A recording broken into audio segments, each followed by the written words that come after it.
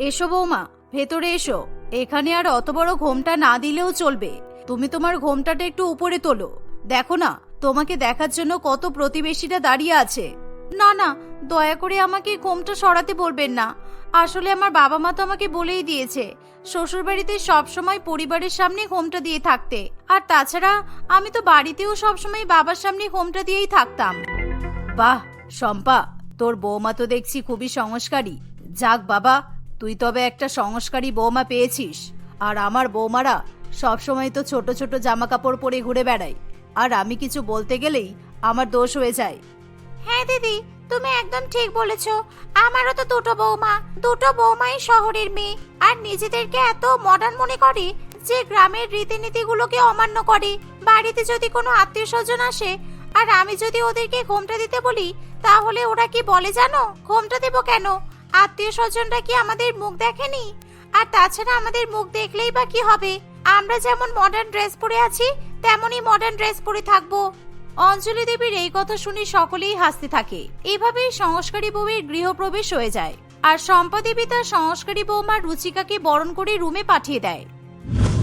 এভাবেই সেদিন রাতটা কাটে। পরের দিন সকালে ছিল সংস্কারী বৌমার প্রথম রান্নার অনুষ্ঠান।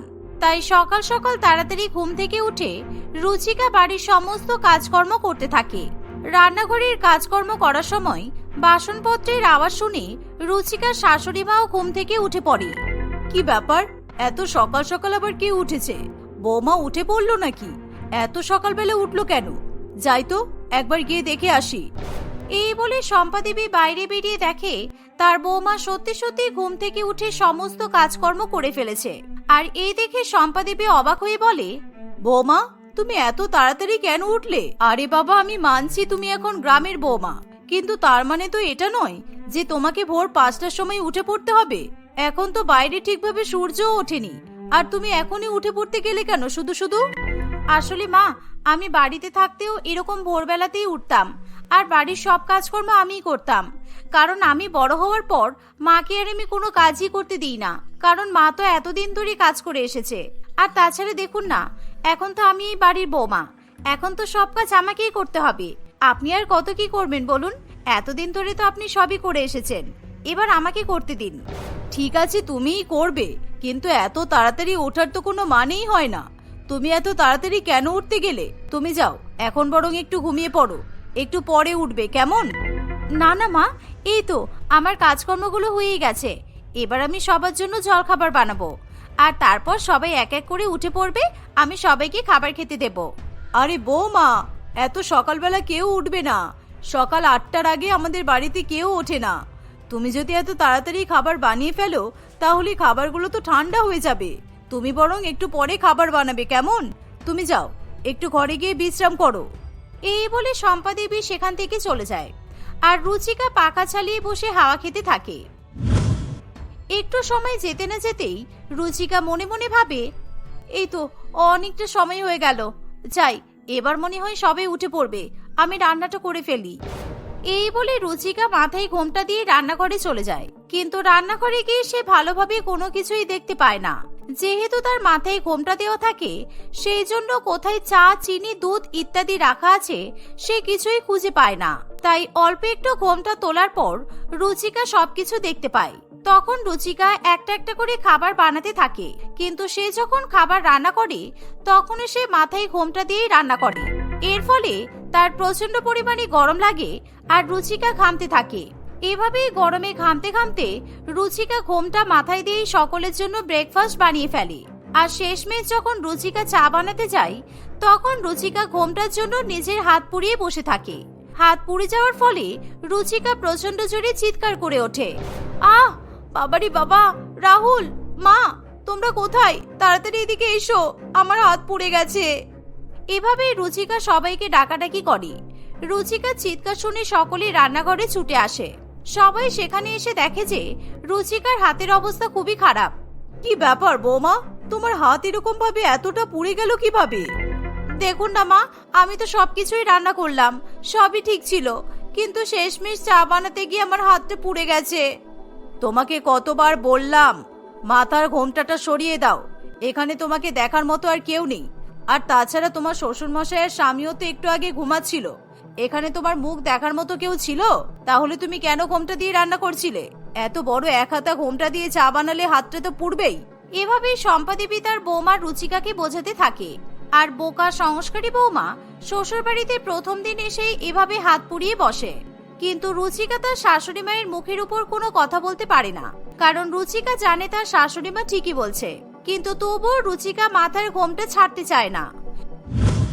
এভাবেই সংস্কারী বৌমা শ্বশুর বাড়িতে প্রথম দিন কাটে। পরের দিন সেই পোড়া হাত নিয়েই রুচিকা সবকিছু কাজকর্ম করতে থাকে। শম্পা দেবী তাকে বারণ করলেও রুচিকা কোনো কথা শোনে না।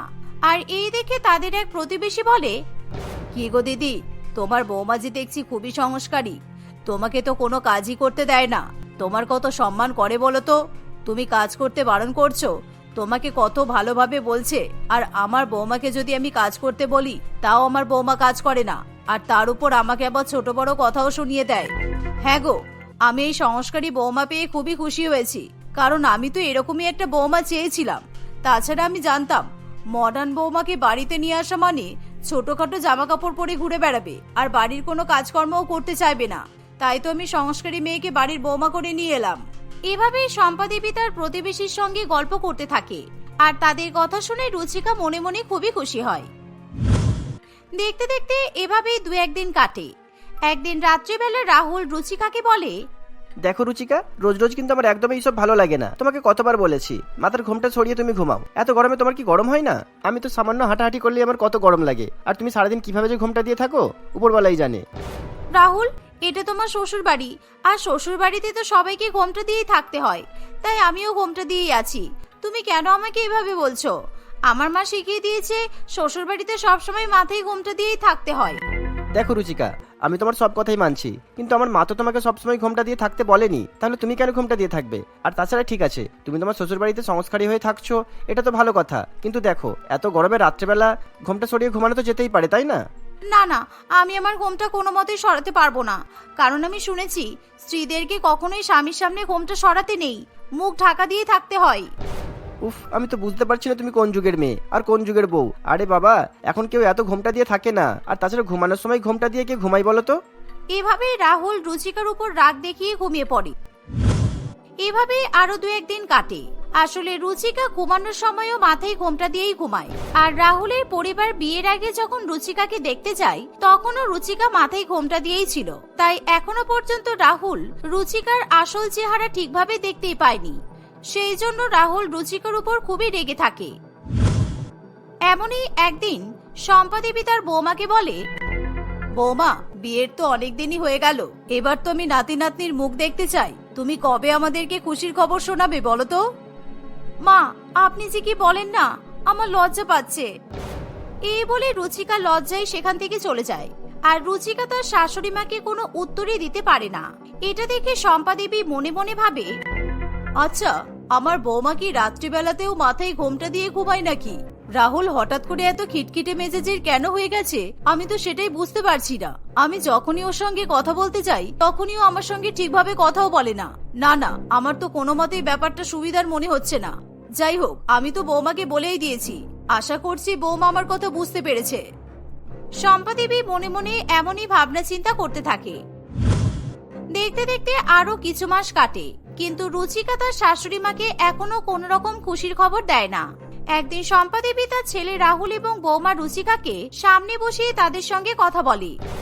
মা, তুমি তোমার জন্য সংস্কারী বৌমা তো নিয়ে এলে, কিন্তু তোমার ওই সংস্কারী বৌমা আমাকে একদমই সময় দেয় না। আর তাছাড়া রাত্রেবেলা কে মাথায় ঘোমটা দিয়ে ঘুমাই বলো তো? আমি অনেক সংস্কারী মেয়ে দেখেছি, কিন্তু তোমার বৌমা কিন্তু একদম অন্যরকম সংস্কারী। তাহলে আমি ঠিকই ভেবেছি। বৌমা, এরকম করলে কি করে চলবে?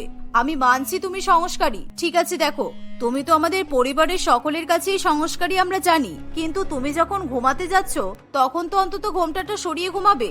এতে তোমাকে কেউ কিছু বলবে নাকি? শাশুড়ি মায়ের মুখে এমন কথা শুনেও রুচিকার উপর কোন রকম প্রভাব পড়ে না। তাই শম্পা দেবী নিজে তার বৌমাকে দাঁড় করিয়ে মাথার ঘোমটাটা খুলতে বলে। আর রুচিকা এক প্রকার বাধ্য হয়েই মাথার ঘোমটা খুলে দেয়। তখন শাশুড়ি মা শম্পা দেবী এবং রাহুল রুচিকাকে দেখে প্রচন্ড পরিমাণে অবাক হয়। ও আচ্ছা, এবার বুঝলাম। সেই দেখাশোনা করা থেকে শুরু করে এখনো পর্যন্ত তুমি মাথায় ঘোমটা দিয়ে কেন থাকতে? না না মা, আমি সত্যি বলছি, আমার মাথায় চুল ছিল, কিন্তু জানি না আমি কিছু একটা তেল ব্যবহার করেছিলাম আর শ্যাম্পুও ব্যবহার করেছিলাম। তারপর থেকে আমার মাথার বেশিরভাগ চুল ঝরে গেছে, তাই আমি আপনাদের সবার সামনে সবসময় ঘোমটা দিয়ে থাকতাম। আপনি আমাকে ক্ষমা করবেন, আমি আপনাদের সবার কাছে ক্ষমা চাইছি, আমাকে আপনারা ক্ষমা করে দিন। সে তো আমরা বুঝতেই পারলাম, তুমি ইচ্ছা করে আমাদেরকে ঠকিয়েছো। তবে দেখো, তোমার মাথায় যেরকম কম চুল আছে, তুমি তো সেটা আমাদেরকে আগেই বলতে পারতে। আর সংস্কারী হতে গেলে যে সবসময় মাথায় ঘোমটা দিয়ে থাকতে হবে তা নয়, সবাইকে সম্মান করা, কাজকর্ম করা, সবার কথা মেনে চলা, এগুলোকেও সংস্কারী বলা হয়। তাই জন্য তোমার মাথায় ঘোমটা না দিলেও চলবে। কিন্তু মা, আমি যদি ঘোমটা না দিই তাহলে সবাই তোমাকে খারাপ বলবে। আর শ্বশুর বাড়িতে আমি কিভাবে ঘোমটা না দিয়ে থাকতে পারি বলুন? আমার মাথায় এরকম চুল নেই, এটা দেখলে তো সবাই হাসাহাসি করবে। তুমি চিন্তা করো না, আমি তোমাকে আজকেই ডাক্তারের কাছে নিয়ে যাব।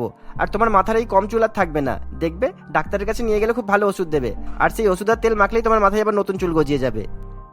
এই কথা শুনে রুচিকা খুবই খুশি হয়। সেদিন রাহুল রুচিকাকে নিয়ে ডাক্তারের কাছে যায়, আর ডাক্তারবাবু রুচিকাকে এক আয়ুর্বেদিক তেল ব্যবহার করতে দেয়। 3 মাস একটানা সেই তেল ব্যবহার করার পর রুচিকার মাথায় লম্বা ঘন চুল গজায়। তারপর থেকে রুচিকা মাথায় কখনো ঘোমটা দিত, আবার কখনো ঘোমটা দিত না। আর তার শাশুড়ি মাও ঘোমটা দেওয়ার জন্য রুচিকাকে আর কোনো কথা বলে না। রুচিকা এখন নিজের মনের মতো থাকতে পারে। আর ঠিক 2-1 মাসের মধ্যেই রুচিকা বাড়ির সকলকে সুখবর জানায়। এর ফলে বাড়ির প্রত্যেকেই খুবই খুশি হয়।